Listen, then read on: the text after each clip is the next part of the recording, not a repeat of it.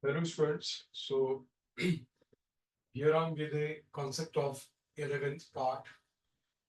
This is about the friction. I'll try to make it clear through a typical question. You see, the question is what? There are two blocks of mass m and 2m. ठीक है ना? There are two blocks of mass m and 2m.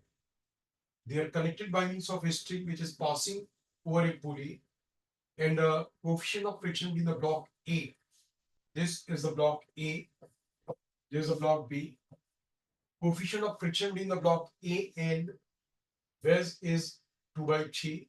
And coefficient of friction between the block B and the wedge is mu equals 1 by 3. You have to calculate the acceleration of the two blocks and what will be tension in the string.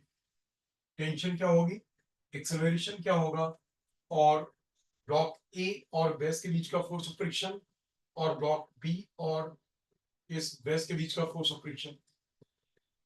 Is that clear?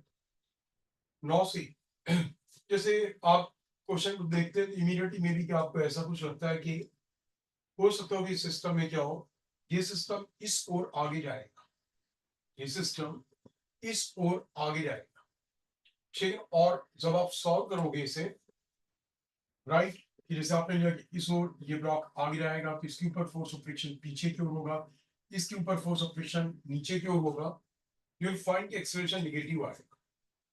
इस that acceleration क्या होगा, negative आएगा.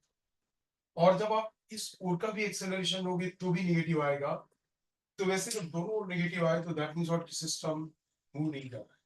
फिर भी मेरा कहना ये है, आप इसमें कि पहले पूरा इस ओर के लिए सॉल्व करो, फिर पूरा इस ओर के लिए सॉल्व करो. This is not the right approach. यहाँ पे आप देखोगे हम कैलकुलेट क्या करेंगे, लेट्स कैलकुलेट कि what is the maximum force of friction on it. इसके लिए कैलकुलेट करते हैं. So this what mg by root 2, mg sin 45, that is root 2, mg by root 2, that is mg cos 45, reaction n, right? So this what n. So you'll see now, इसमें क्या हुआ कि जो नीचे की ओर का फोर्स इतना और म्यू एन ऊपर की ओर आपने माना, तो इसके जो म्यू एन वन, इसे मैं बोलता है N one, and this will be N two. So this is what 2mg is 2mg by root 2 is also 2mg by root 2 is n.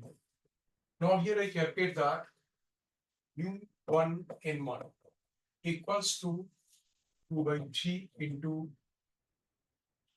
2 by 3 into what, mg by root mg by root. mu2 n2 is what, it is 1 by 3 into 1 by 3 into, and this is 1 by 3 into 2 mg by root 2. There's a mu2 n2. Now see,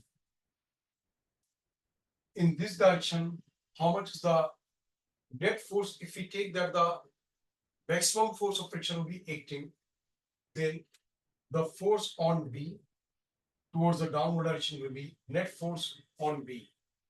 That will be 2 mg by root 2 minus 2 by 3 mg by 2. So that becomes this will be root 2. So this will become what? 2 mg by root 3 minus 2 by 3 mg by root 2. So mg by root 2 is common. And this 2 minus 2 by 3. So that will be 6 minus 2. That is what? 4 by 2. This will be what? 6 minus 2. So that will be what? 4 by 2. And net force on A in the downward direction, that will be what? It will be mg by root 2 minus 1 by 3 mg by root 2. So this will be mg by root 2 into what? 3 minus 1, that is what? 2 by 3. 3 minus 1, that is what? 2 by 3. mg by root 2 is common, so that is what? This will be 3 minus 1, that is 2 by root 3. Now look at this. Which force is bigger? इस ओर का जो net force downwards था, अभी मैं tension T नहीं ले रहा. इस फोर्स का नेट फोर्स कितना हुआ, इट इज दिस मच, और इस फोर्स का नेट फोर्स इसके ऊपर लगेगा और फ्रिक्शन नहीं होता तो क्या लगता, इतना। So you see obviously this force is bigger, ये फोर्स बड़ा है, दैट मींस कि सिस्टम की टेंडेंसी इस ओर जाने की, इस सिस्टम की टेंडेंसी क्या होगी, इस ओर जाने की ज्यादा, इस दैट के। अब अगर इस सिस्टम की टेंडेंसी इस ओर ज्यादा जाने की है तो लेट मी सी कि इस ओर जाने की टेंडेंसी है। अब अगर ये मान लो कि ब्लॉक जस्ट रेस्ट पे हो तो टेंशन टी क्या होगा, tension T, tension T plus force of friction, क्योंकि टेंडेंसी इस ओर जाने की है, so force of friction we what, upwards. So tension T minus what, tension T minus ऊपर की ओर का force tension T, rather I do it like this, so net force होगा that will be 2mg by root 2 minus t and minus force of friction. Force of friction will be what, 2 by g mg by 2. And because ये block probably rest पे होने वाला है, तो let's calculate की tension T की value क्या आएगी। जैसे हम लोग आपने कैसे कंक्लूड किया ऑल्टेड, तो आप देखो कि यार ये फोर्स नेट जीरो है, तो टेंशन टी की वैल्यू क्या आ गई, tension T becomes equal to this force minus this force, ये टेंशन टी छोड़ गया, so that becomes equal to what, it is 4 by 3 mg by 2, is that correct? This is the tension T. अभी tension T इसके ऊपर इस हो रहे, इसके ऊपर टेंशन टी इस ऊपर, इस ब्लॉक के ऊपर जो टेंशन टी अपवर्ड्स है, राइट। अब नीचे की ओर का फोर्स अगर फ्रिक्शन नहीं है, नीचे की ओर का फोर्स कितना है, mg by root 2, और ये फोर्स mg by root 2 से बड़ा है। Look at this, net force जो लगेगा because this system is not moving, तो जो नेट फोर्स नीचे की ओर था इतना, टेंशन टी एग्जैक्टली इसी के इक्वल होगी, ठीक है, क्योंकि ये ब्लॉक इक्विलिब्रियम, तो wait minus force of friction के बाद जितने फोर्स की रिक्वायरमेंट होगी इसे रोकने के लिए, to stop it from going down, that will be the tension T. तो टेंशन टी की वैल्यू आ गई, अब वो टेंशन टी इस ओर है, और इस ब्लॉक के ऊपर अभी लेट्स नॉट डिसाइड कि what will be force of friction, बल्कि लेते नीचे की ओर का फोर्स कितना, mg by root 2, क्योंकि इससे डिसाइड होगा कि फोर्स ऑफ फ्रिक्शन अपवर्ड्स लगेगा या फोर्स ऑफ फ्रिक्शन डाउनवर्ड्स लगेगा, फोर्स ऑफ फ्रिक्शन अपवर्ड्स रहेगा या फोर्स ऑफ फ्रिक्शन डाउनवर्ड्स रहेगा। सो आप देखोगे इस ब्लॉक के ऊपर अपवर्ड डायरेक्शन का force 4 by 3 mg by root 2, और डाउनवर्ड फोर्स इसके ऊपर कितना है, mg by root 2, तो this force is bigger, that means कि this block has a tendency to go up. तो अगर इसमें टेंडेंसी ऊपर जाने की है तो फोर्स ऑफ फ्रिक्शन क्या होगा, नीचे की ओर रहेगा। If this block is not moving, that means this block will also not be moving. तो इस ब्लॉक के लिए क्या होगा, ए ब्लॉक के लिए, ए ब्लॉक के लिए होगा कि force of friction mg by root 2 for the block A block के लिए mg by root 2 plus force of friction will be equal to what, tension T 4 by 3 mg by 2.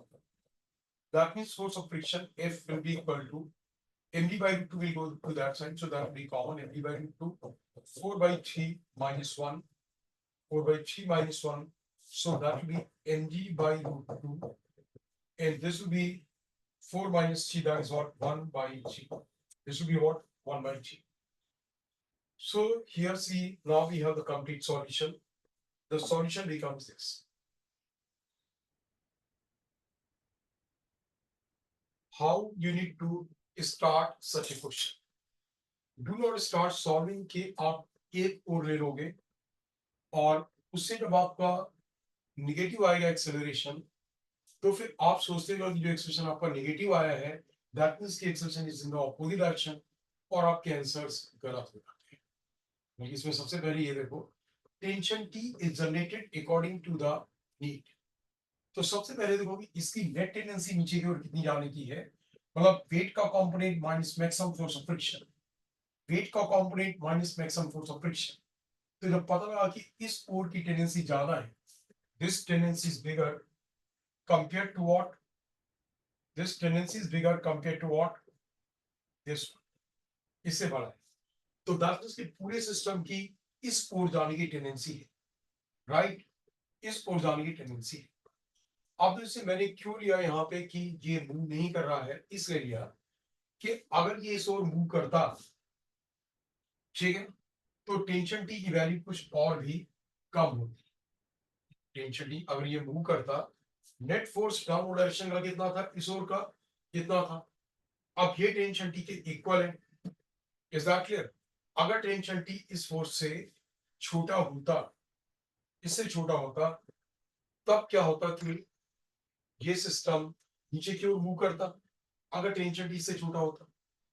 अगर ये इसे मूव कर रहा था नीचे, तो टेंशन टी की वैल्यू क्या होती, जितना नीचे की ओर नेट फोर्स था, net force minus T will be equal what, mass m into ए।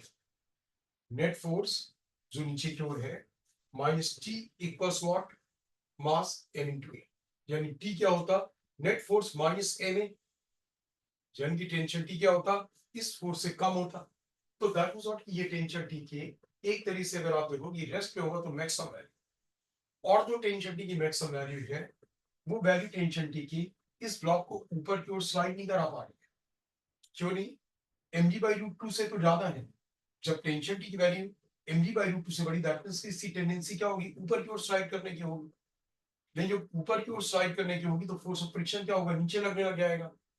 अब जब फोर्स ऑफ फ्रिक्शन नीचे लगेगा तो force of friction plus mg/√2 उस टेंशन टी से क्या होगा, छोटा होगा। जो टेंशन टी की maximum value I, force of friction क्या होगा, force of friction plus mg/√2 जब दोनों नीचे लगेंगे तो टेंशन टी क्या होगा, उससे छोटा होगा। दैट मींस व्हाट, कि इससे पता लगा कि this block will not be moving. तो ये भी मूव नहीं करेगा, ये भी मूव नहीं करेगा, इसके ऊपर मैक्सिमम फोर्स ऑफ फ्रिक्शन लगेगा। Maximum force of friction means what, B block के ऊपर maximum force of friction will be this, there is a force of friction on what block, F friction on B. और इसके ऊपर जो friction होगा limiting से कम होगा, there is a force of friction on A. Tension T will be this thing, exertion A will be what, 0. These are the solutions. Is that clear, students? So that was this was the question of analysis, कि आपको इसमें एक वो बिल्कुल जो pattern तरीका है कि आप उस ओर एक्सेशन लोगे या एक्सेशन इस ओर लोगे, और फिर जब एक्सेशन नेगेटिव आया तो आपसे मे बी कि आप मानोगे कि ऑपोजिट डायरेक्शन में है। Is that clear? क्योंकि जब आपका एक्सेशन पहली बार नेगेटिव आएगा तो आप ऐसा थोड़ी लोगे कि आपने बोला कि नहीं मैं दूसरी ओर से भी करके देखता हूँ। जनरली बच्चे क्या करते हैं कि एक्सेशन नेगेटिव आया, so they take that the acceleration is in opposite direction. Is that clear? But यहाँ पे फ्रिक्शन, एक्सेशन अगर ऑपोजिट आएगा तो फ्रिक्शन का डायरेक्शन क्या होगा, वो भी तो चेंज हो जाएगा। तो इक्वेशंस का पैटर्न बिल्कुल चेंज हो जाएगा। तो आपको करना कैसे है, सबसे पहले निकालो कि किस ओर जाने की टेंडेंसी ज्यादा है। इस ओर जाने की टेंडेंसी ज्यादा है तो उससे कैलकुलेट करो कि ये मूव नहीं कर रहा है, टेंशन टी कितना है। अब अगर वो टेंशन टी जो आता, यहाँ पे जब ऊपर जाने की टेंडेंसी है और इसके वेट और मैक्सिमम फोर्स ऑफ फ्रिक्शन से भी ज्यादा आता, तो दैट मींस कि हमने गलत किया होता कि ब्लॉक मूव नहीं कर रहा है। बट जब आप इसमें क्या लेते हो, टी इस ओर और इस ओर आप इसका वेट mg/√2, तो यू फाइंड कि हमें लिमिटिंग फ्रिक्शन की जरूरत ही नहीं है, टेंशन टी की वैल्यू बस उतनी है कि we don't need limiting friction. So students, there is a way to solve it. Alright, तो आपसे ठीक से एक एक पॉइंट एनालाइज करके देखोगे, तो write down, you will yourself analyze, then you will conclude the things in your mind, और फिर आपको चीजें रियलाइज होंगी कि how to proceed for such questions and to get the correct questions. All right, students, so all the best.